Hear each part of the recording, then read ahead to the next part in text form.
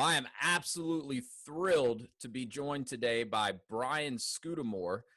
Brian is the founder and CEO of O2E Brands and someone that I've admired from afar for a long time. So I'm very honored to have him dropping in on the Path to Freedom podcast with me today. Brian, thanks so much for joining me, man. I appreciate the time. Hey, happy to be here, Wes. Thanks for including me. Oh, man, absolutely. I know you're going to bring so much value to anyone that listens to this episode today. So I'm sure a lot of the listeners are familiar with you and your story, but for anyone that may not be, maybe give us a little bit of background, maybe start by what you're doing today. But I want to make sure the audience has a chance to hear some of your story and how you got started as an entrepreneur in the first place, because I think it'll really resonate with a lot of people listening in. Absolutely. It started back in the day of 1989. It was a way for me to pay for college. Yeah. I was one course short of graduation from college. And I love to learn. I just didn't do well in school. From kindergarten to college, I went to 14 different schools. And the only one true story, the only one I graduated from was kindergarten. So there I was, a high school student, one course short of graduation. And I was in a McDonald's drive-through and I saw this beat up old pickup truck in front of me. It had plywood sides. It said Mark's Hauling on the side and it was filled with junk. Okay. And I looked at that truck and I went, there's a way for me to pay for college. I talked my way into college. I needed to find the money to pay for it. And this business opportunity was what was going to do it. So I took $700. I had $1,000 in the bank. 700 went to a beat up pickup truck of my own, flyers and business cards with the rest, and off I went. I'd drive down alleys, laneways. Someone had a pile of junk. I'd offer to cart it away for a fee, and that was the basic business model. We were called the Rubbish Boys at the time, and it was really just me, but a vision for something bigger, hence the name. Sure. And that progressed to become 1-800-GOT-JUNK over the years. So if I looked at 3 years into my college education, I remember sitting down with my father. He's a liver transplant surgeon. He's done a ton of schooling. And I said, hey, Dad, I'm learning more about business running one more than I am studying in school. I'm going to leave school and I'm going to pursue my business, pursue my dream full time and go all in. And I made that tough choice, which has clearly paid off, even though my father might not have agreed with it at the time. And here we are today, a $500 million group of brands. So you mentioned O2E Brands, which stands for Ordinary to Exceptional. We take ordinary businesses like junk removal, very fragmented mom and pop spaces, and we make them exceptional through customer experience and awesome people. And so we've gone from 1-800-GOT-JUNK. After 22 years, I got into another business, Wow One Day Painting, where we paint people's homes in a day. And then Shack Shine, windows, gutters, power washing, and Christmas lights. And the future is bright for us. We're loving life and having a ton of fun growing entrepreneurs. So I love the story. I love what you've built. I'm a big fan of service-based franchise businesses. My wife and I own a couple of service-based franchise businesses ourselves. But, I think your story is so important for people to understand because, as you said, you didn't quite graduate from college. I think I even read that you didn't fully graduate from high school and somehow talked your way into college. Is that accurate? Yeah, I was one course short of graduating from high school, and I never finished Algebra 12. That was the one class that I didn't do. And I remember talking my way into university or college because all my friends were going. Sure. I didn't want to have FOMO and miss out. And I wasn't sure what I was going to do with the degree. I thought, maybe I'll work my way up corporate America, work my way up the ladder. But I'd always had the entrepreneurial bug. My grandparents ran an Army surplus store in San Francisco, and I used to work there every summer, every Christmas vacation. And I got that spark of, I love entrepreneurship. I love taking care of customers, watching people grow, and got the bug at an early age. So as you're sitting in this McDonald's drive-through and you see this junk truck, I think a lot of people would have seen that and not even thought twice about it, but you saw opportunity. So I guess my question is, at that point in time, were you specifically looking for a business opportunity? And do you feel that's maybe why that truck caught your eye, or was it just something that set a light bulb off in your head when you saw it? I think I'd always, my entire life, looked for business opportunities. When I was a kid in high school, one year I went to boarding school and I started my own school store from my dorm room. I'd go buy candy, chocolate bars, potato chips, and bring them back to my dorm room and sell them to students at night. And I used to have a car wash as a kid. I remember having a price war with a competitor across the street, a neighbor. And so I'd always had little ideas that twirled in my brain. And I thought, was looking for something. And that truck, just a light bulb went off as I saw, oh, that's kind of a neat way to fund my own college education. It was a tight summer job market in Vancouver where I started the business. Mm-hmm. And I thought, hey, why not go out and create my own business? And that's what I did. So, what gave you the confidence to say, you know what, I don't think I need to finish college. I'm going to go all in on this business I've been building for the last few years? Because I think a lot of people, what holds them back from, really pursuing what they want to do, especially if it revolves around business ownership, is they may think, well, I don't have the relevant experience, or I don't have the schooling or the degrees that most successful, CEOs would have. What gave you the confidence to say, I'm going all in on this? Yeah, at a young age, I think I had nothing to lose. You know Yeah. what? If I lost $1,000 investment, not the end of the world when you're 18 years old. Or when I dropped out of college and I pursued this full time, if it didn't work, I remember sitting down with my dad, telling him I was leaving school and he thought I was crazy. I said, hey, listen, if my business doesn't work out and I can't make this fly, I can always go back to school. And, a business opportunity might not be there down the road. So the confidence was just within myself I'm going to figure this out. So There's a what? sign behind me that says Walt Disney quote, it's kind of fun to do the impossible. Yeah, I love just taking chances and having fun. And they've got to be calculated risks. sure. I don't want to do something stupid, especially as the business gets bigger. I mean, as a $500 million business, I don't want to lose what we've built. But I think when I look at people that start businesses, they often think that they don't have what it takes to make it work. Leadership, tenacity, the ability to learn and grow. A lot of it is people think, I don't have an idea. I don't know what my idea is to go start a business. What's a good idea? And that's where I love what we do with franchising is we give people the proven recipe. Someone wants to bake a cake, you Google, you find a recipe, you follow that recipe to a T, you can see the ratings on the recipe, how good it is and how much people loved it. And you go bake that cake. You probably get it right the first time. Yeah. When someone buys into a franchise, they get a proven recipe that, as you know, in that space, you can get it right the first time. And if you make mistakes, you're surrounded by other entrepreneurs, your franchise peers who've made mistakes that can help you, that can support you. So it's a different way of starting a business and one that I've certainly fallen in love with.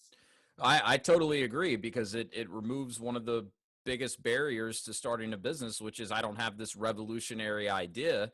And, as I've already mentioned, I love service-based franchises. And you kind of alluded to the fact of, why O2E Brands has turned into a conglomerate or a family of service-based franchises. So, what is it about the service industry that's so attractive to you?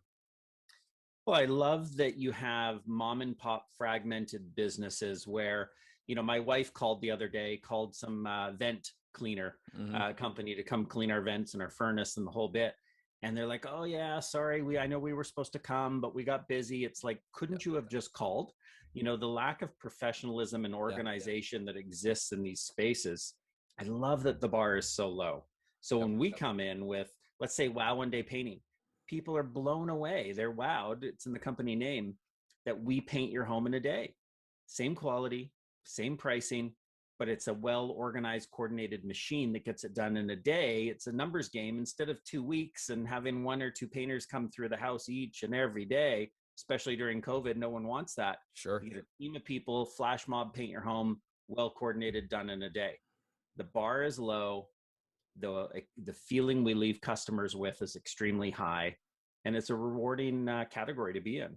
Yeah, I totally agree. That's what we've seen is, the systems and processes that you get with a good franchise system ultimately allow the franchisees to take a more sophisticated approach to a business in an industry, whether it's painting or junk hauling, or in our case, custom shelving, custom closets, insulation, where the bar is so low. And so it's very easy to not only meet but exceed your client's expectations, and ultimately that just results in a better client experience. And I know that's central for what you've built at O2E Brand. So I'm curious, because I've done development for service-based franchise businesses, and a lot of the people I've been able to help get into those businesses, they had a little bit of trouble wrapping their head around, okay, well, why would I want to get into this service-based business? I have no experience hauling junk, or I don't know the first thing about how to paint a house. So, what would your response be to someone that says, well, all this makes sense, but I don't picture myself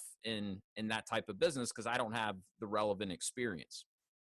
Yeah, in our spaces, 99% of people that come in do not have experience hauling junk, Right. washing windows, whatever the space is. What we look for is we look for people that understand leadership. They can build and grow a team towards great results and living the vision. We look for people that know how to sales and market, that can get out there and drive the business forward. We do all the booking and dispatch through our call centers, our sales centers, and our online booking engines for our franchise owners. Mm-hmm. We want people that are going to build the team, pound the pavement to drive the business forward, and grow an empire. When people come to us and they go, I don't like painting, I'm like, awesome. Perfect. Thank goodness you don't like painting. If you Right. did, that would be a bad thing. We want someone that's going to roll up their sleeves and get into the business for the first 6 months to understand it, because you can't lead something you don't understand. Yep. And once you understand it, you quickly get out and you go, great, let me build my team here, my sales and marketing team, my operational team, and let's go. And so it's a fun category to be in. And I get it. First, people go, I don't want to be in junk removal. I want to be putting up Christmas lights. Awesome. That's good news.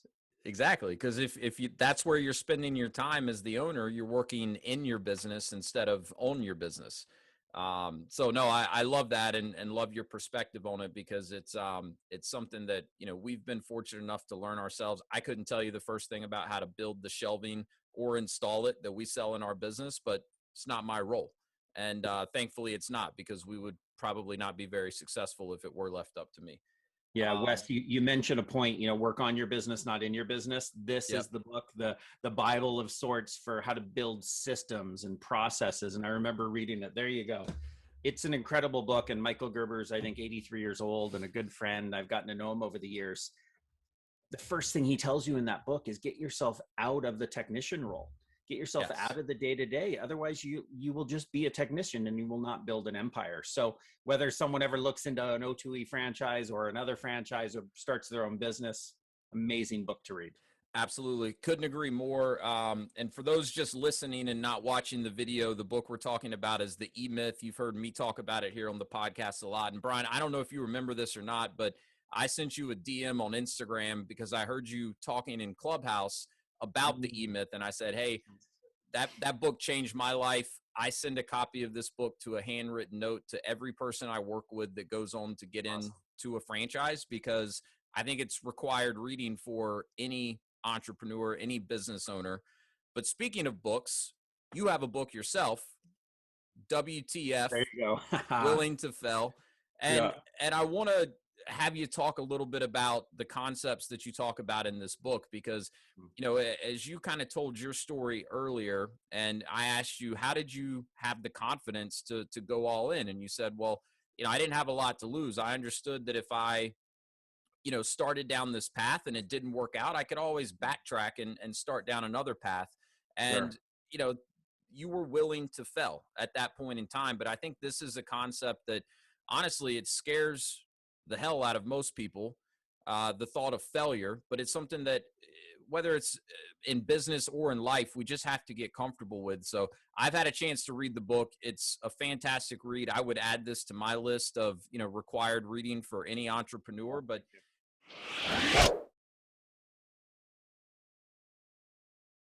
if you're listening to this podcast, then there's a good chance that you're looking to create more freedom in your own life. There's also a good chance that you realize that owning your own business can be a great way to take more control of your livelihood and create more of that freedom that we're all looking for. Also, if you've been listening to the show for a while, you realize that I specialize in franchise ownership. In addition to owning franchise businesses myself, I have a franchise consulting firm, Path to Freedom, where I help people navigate what is typically an overwhelming process of understanding franchising, identifying specific franchise companies that could be a fit, and then conducting the due diligence in a thorough and efficient manner with those franchise brands.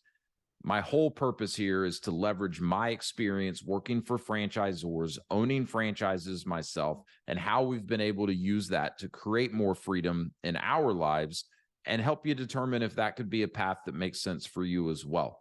So if any of this sounds interesting, if you've considered business ownership in the past, whether you've explored franchising specifically or not, I'd love to connect with you. I'd love to learn more about you and what it is that you're working towards in your life and determine if I may be in a position to help.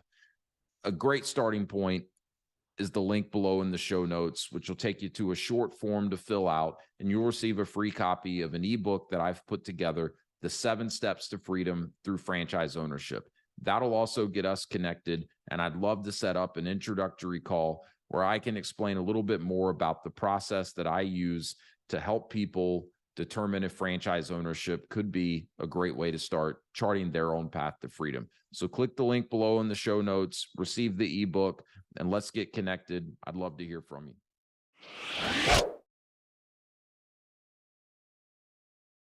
Tell us a little bit about where all of your material and these concepts that you talk about in the book came from. I mean, if you read the book, it's real life experience from you, but what was kind of the driving motivation to write the book?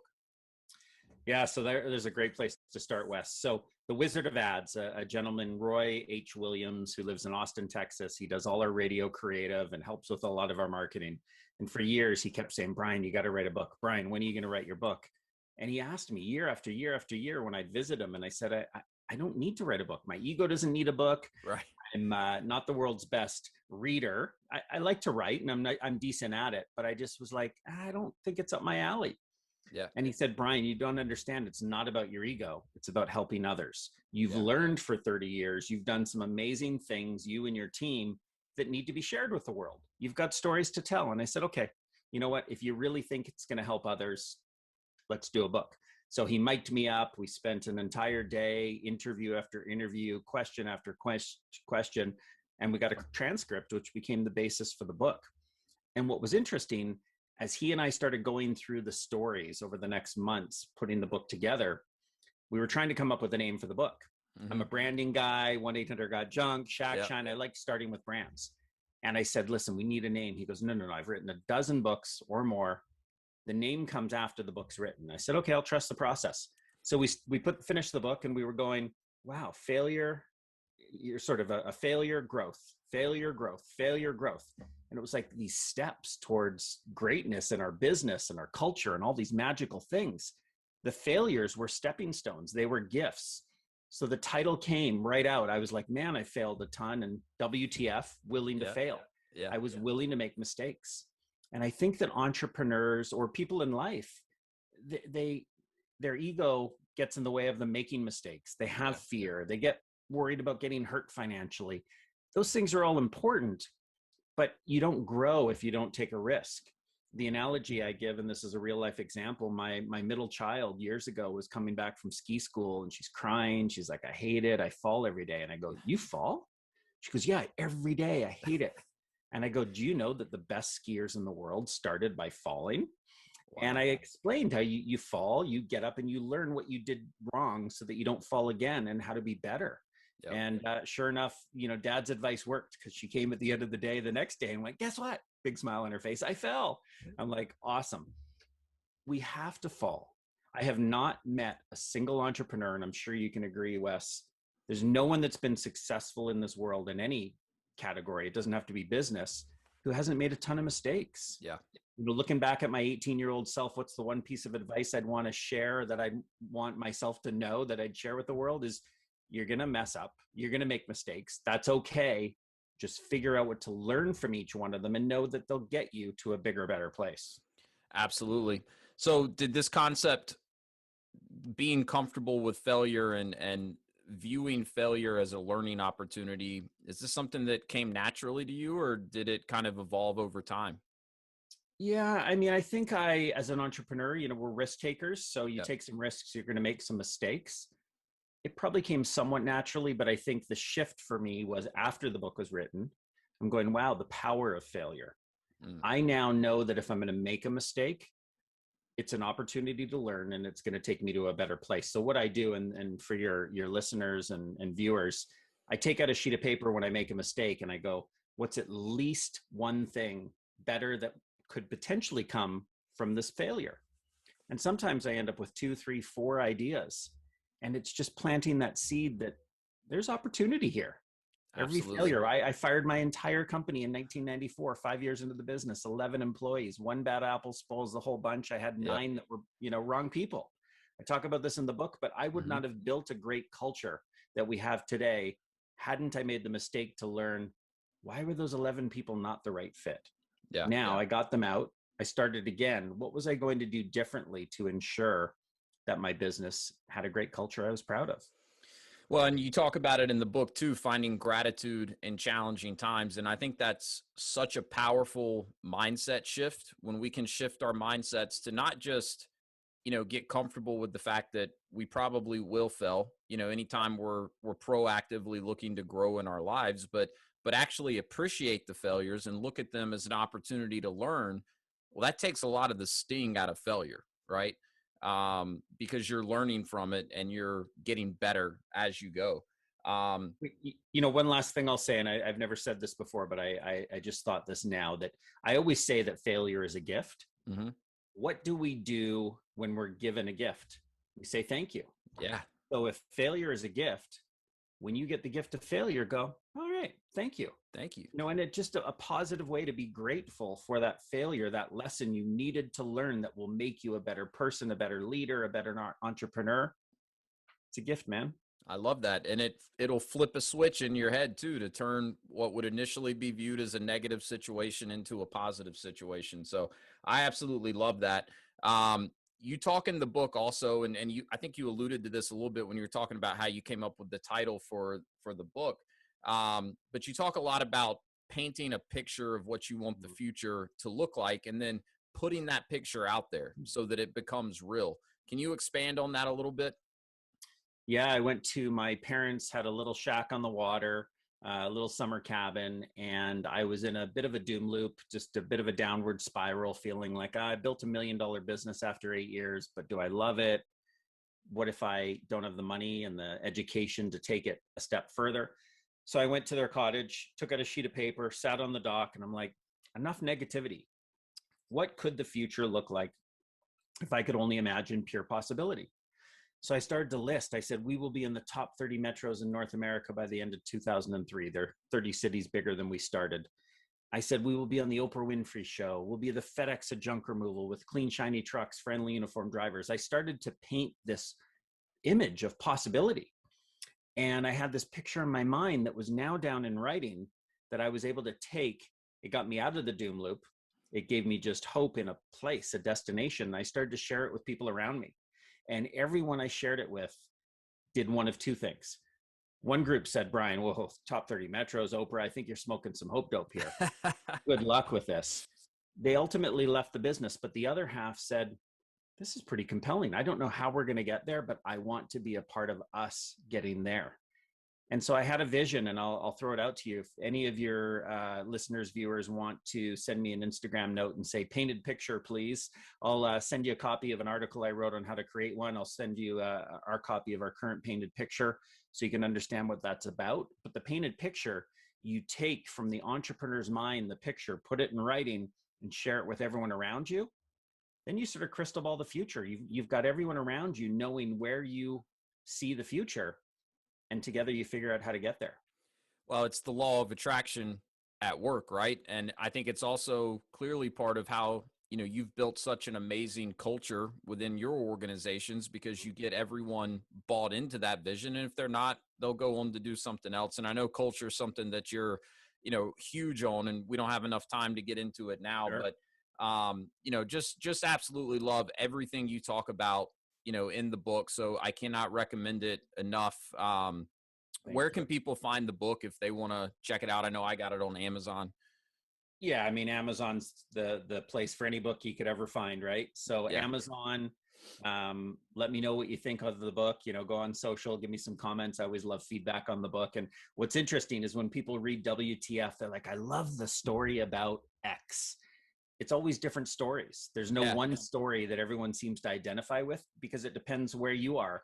They say when the student's ready, the teacher will appear. So, if there's a story and an anecdote that resonates with someone, then hey, writing the book was well worthwhile. Oh, well, I can tell you're helping a lot of people through the book. So well done. Awesome. On that. And for the record, while I've got you, my favorite story was the story about how you decided you wanted 1-800-JUNK as the name of the company, but you didn't own the phone number, and you went to great lengths to figure out who owned the phone number and then essentially convince them to sign the number over to you. That's a great story, and I think a testament to the persistence that you had and the vision that you had already painted and sticking to that. So well, Brian, this has been amazing. Oh, I was going to say, sorry, I designed the logo before I actually got the phone number, because I was that clear that I was going to get it. So well, and I love that. And I mean, when I started my Path to Freedom consulting business, I had a really nice salary job, pretty cushy, great earning potential. We already owned some franchise businesses. So I kind of had one foot in as an entrepreneur, one foot in as a corporate employee, knew I wanted to go do this. So, but I was scared, right? Like so many people are. So I designed a logo. That was like my first step. And that gave me something real. And I started sharing it, just like you talk about with the painted picture. And that just kind of gave me a starting point and the confidence. So, but anyways, look, I know you're pressed for time, so just wanted to thank you again for making time to do this. Thank you for sharing everything that you've shared. I know everyone that listens will get a ton of value from it. So if I could keep you for like 30 seconds more, I have a lightning round. This is 4 questions. Let's do it. That I ask everybody that comes on the podcast, and it's great to hear answers to these same questions from so many different successful people. So first question is simply, what is the best piece of advice you've ever received? That could be in business or in life. Never, ever, ever, ever compromise on the quality of people you bring into your organization. I love that. Culture is king, right? Yep. Next question would be, do you have any sort of a morning routine? Anything that you try to do every morning to prime yourself for a successful day? Yeah, I get up at 5:55 a.m. on most days. I'm pretty consistent. And what I do is the first thing is I pull up my iPhone. I've got a note called intention, and I set my intention for the day. And I've been tracking that for years and years. What's the one thing today that I need to be thinking about, has to be on my mind, have to get done, but it's just, what's my purpose today? I love that. That's powerful. I know you mentioned earlier you're not a huge reader, but if you are, I'm curious, what book are you reading right now? Yeah. Oh, what am I reading? I don't know if am I reading anything? I will say that this is one on my desk right now, Rocket Fuel. Yeah. It's all about the implementer and the visionary. And so Eric, our president and COO, we're both really good at going, we've got a visionary and an implementer role. We separate our roles, but 2 heads are better than one. And we get more stuff done together by being sort of a yin and yang. So that's a pretty fantastic book. Yeah, I've heard nothing but good things about it. It's not one I've read yet, but has been on a running list of mine. All right, well then, final question is, what is your definition of freedom, and are you living it? Yeah, I think it's just, people talk about starting a business, living the dream. I'm living the dream every day. I mean, I truly do love what I do. I wish I wasn't in a basement every day. I mean, we got the pandemic, but hey, but beyond that, man, I love talking to people about entrepreneurship. I love sharing ideas. I love learning and growing. And I think it's the most fantastic career choice anyone could ever make. So I feel very proud of our team that we get to inspire entrepreneurship and meet people like you who are doing the same. Yeah. Well, look, man, you are an inspiration. I'm a huge fan of everything that you've done, everything you've built over there at O2E Brands, and I can't wait to keep watching and, seeing what you guys continue to build. So, again, really appreciate you making some time to drop in with me here on the podcast, and thanks for everything you do to help other aspiring entrepreneurs. Awesome. Thank you very much. Nice to meet you. You as well. See you, Brian.